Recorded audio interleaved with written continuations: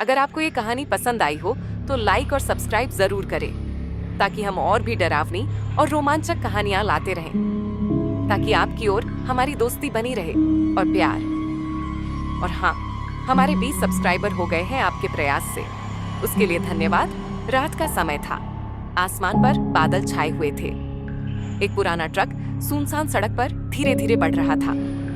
Truck का driver Ramesh अपनी मंजिल की ओर जा रहा था, लेकिन उसकी नीयत खराब थी। रास्ते में उसने देखा कि एक खूबसूरत लड़देचकी सड़क के किनारे अकेली खड़ी थी। उसने ट्रक रोक दिया और पूछा, इतनी रात में यहाँ क्या कर रही हो? चलो मैं छोड़ देता हूँ। लड़की ने धीरे से सिर हिलाया और ट्रक में बैठ गई। लड़की का नाम निशा था। उसकी आवाज में एक अजीब सा सन्नाटा था। उसने कहा, ये सड़क बहुत पुरानी और डरावनी है। लोग कहते हैं कि यहाँ एक यक्षिणी का वास है।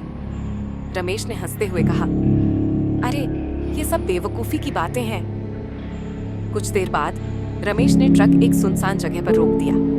उसकी नीयत साफ नहीं थी। उसने निशा का हाथ पकड़ दाचने की कोशिश की। तभी निशा ने धीरे से कहा, तुमने बहुत बड़ी गलती कर दी। अचानक निशा की आवाज बदल गई। उसका चेहरा भयानक हो गया। उसकी आंखें जलने लगी और उसके बाल हवा में लहराने लगे। वह अब एक यक्षिणी में बदल चुकी थी।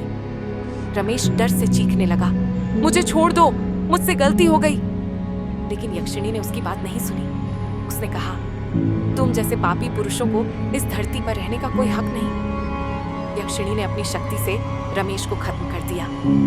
ट्रक सड़क के किनारे खड़ा रह गया और यक्षिणी गायब हो गई। अगले दिन उस जगह पर सिर्फ रमेश का ट्रक मिला, लेकिन रमेश का कोई नामो निशान नहीं था।